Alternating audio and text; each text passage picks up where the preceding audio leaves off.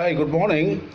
This is an important video segment discussing about permafrost.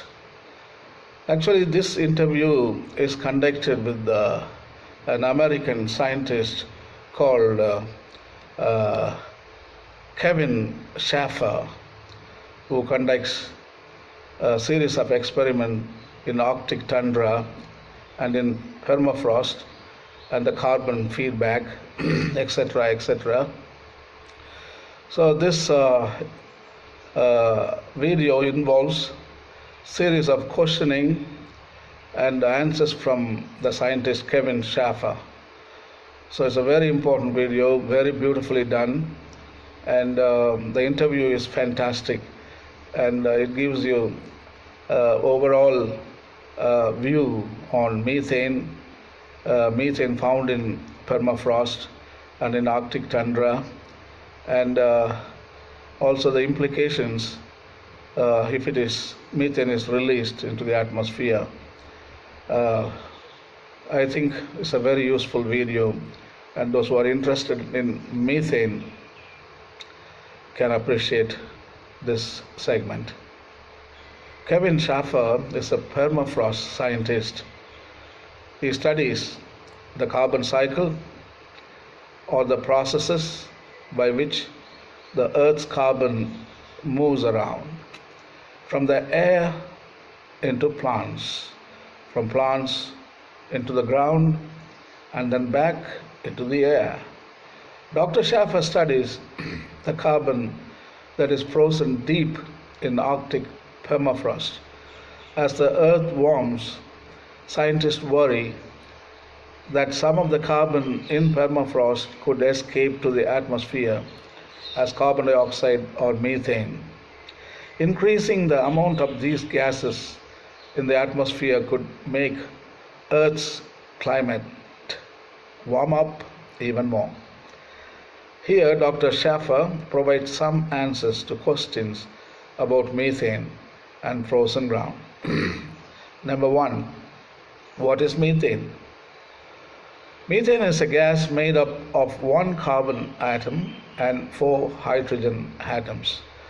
It's the same natural gas that some people use to heat their homes, and it also exists naturally in the atmosphere. Scientists worry that if methane increases in the atmosphere, it could cause even more warming than carbon dioxide from the burning of fossil fuels. Although there is much less methane in the atmosphere than carbon dioxide, it traps heat about 20 times as efficiently as carbon dioxide. The second question is, what are the sources of methane in the Arctic region? There are 2 potential sources of methane in the Arctic. The first source of methane is called methyl clathrate.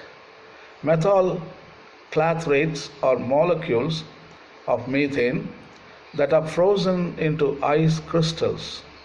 They can form deep in the earth or underwater, but it takes very special conditions with high pressure and low temperature to make them. The temperature or pressure changes, the ice that imprisons the methane will break apart and the methane will escape. We are not sure how much methane is trapped in methyl clathrates or how much is in danger of escaping. The other major source of methane in the Arctic is the organic matter frozen in permafrost. This is the source of methane that I study. The organic matter in permafrost contains a lot of carbon. It is made of dead plants and animals that have been frozen deep in permafrost for thousands of years. As long as this organic matter remains frozen, it will stay in the permafrost. However, if it thaws or it melts, it will decay, releasing carbon dioxide or methane into the atmosphere. This is why permafrost carbon is important to climate study. Third question, how did this carbon get into the permafrost in the first place? Carbon was buried in permafrost by processes that took thousands of years. During the last ice age, great ice sheets covered most of the continents. As they spread out and then shrunk back, the heavy fields of ice ground up the rock underneath them into a very fine dust called loess or glacial flour. The ice sheets produced a huge amount of this powdered rock, and wind and rain deposited it onto the soil. As the ice sheets added loess to the soil got thicker. As the soil built up, the active layer on top stayed the same thickness. The active layer freezes and thaws each year, and plants can grow in it. But underneath the active layer, roots and other organic matter were frozen into the permafrost where they can't decay. Most of the organic matter consists of partially decayed roots, whole roots, and other plant material.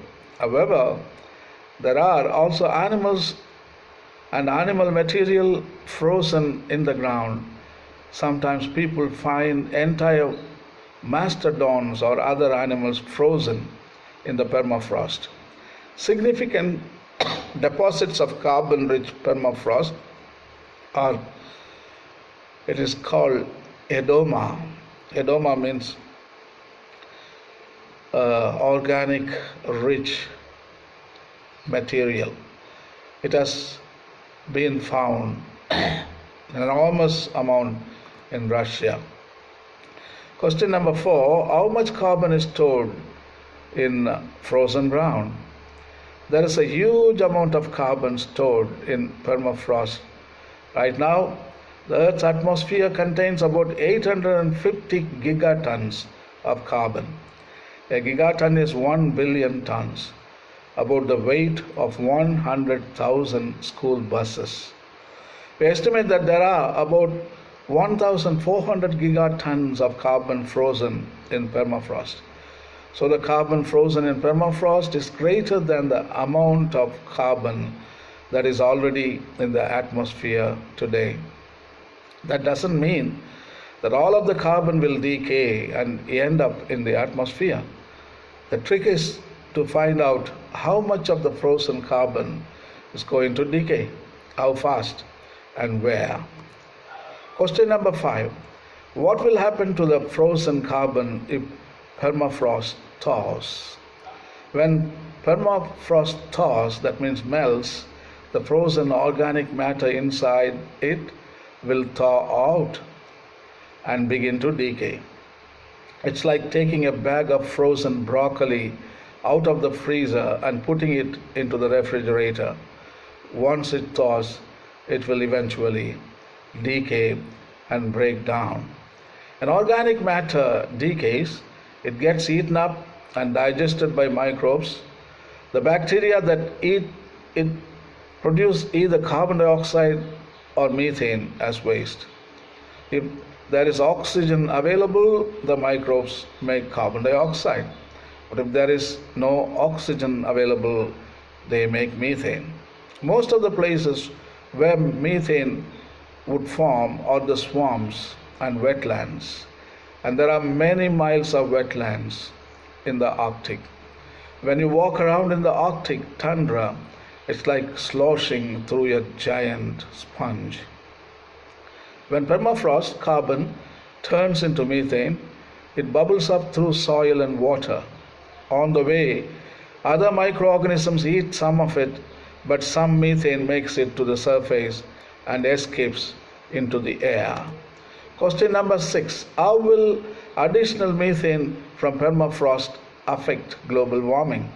There are several opposing processes at work which make this a hard question to answer. Warmer temperatures mean that permafrost can thaw and release methane to the atmosphere. But warming also means that the growing seasons in Arctic latitudes will last longer.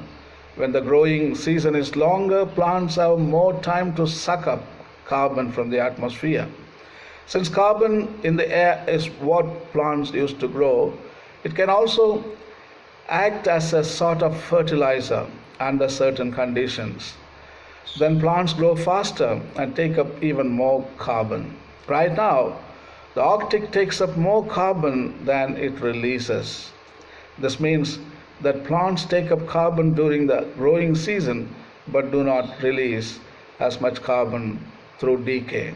So we say that the Arctic acts as a carbon sink. But if the Earth continues to warm and a lot of permafrost thaws out, the Arctic could become an overall source of carbon to the atmosphere instead of a sink. This is what scientists refer to as a tipping point. We say that something has reached a tipping point when it switches from a relatively stable state to an unstoppable cycle. In this case, the Arctic would change from a carbon sink to a carbon source. If the Arctic permafrost releases more carbon than it absorbs, it would start a cycle where the extra carbon in the atmosphere leads to increased warming. The increased warming means more permafrost thawing and methane release. Question number 7. What are the questions that scientists are currently studying about permafrost and methane? The big questions are: how much carbon is currently frozen in permafrost? How much will thaw out in the future? And when will it be released into the atmosphere?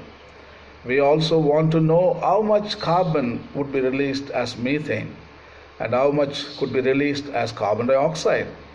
That's related to how much of the land is wetlands, since ponds and lakes and swamps are the main places that will produce methane. If governments around the world knew how much methane could be released from permafrost, it could help them decide what to do about it. For example, they would know how much we need to reduce fossil fuel emissions from human activities. They would also need to know how much carbon the Earth is emitting on its own. The good news is that we haven't reached the tipping point yet. People in some areas have reported that some permafrost carbon has already started to decay. But measurements of carbon dioxide in the air show the Arctic is still a carbon sink. So we are studying permafrost to understand more about how it acts. We are also trying to measure how much carbon there is and where is it located. Then scientists can use that information in computer programs that help us better plan for the future. Such a beautiful interview, lot of information. I would like to thank Dr. Kevin Schaefer for sharing this valuable information on permafrost and methane and Arctic tundra and the carbon dioxide, etc., etc. Thank you, Kevin. Goodbye.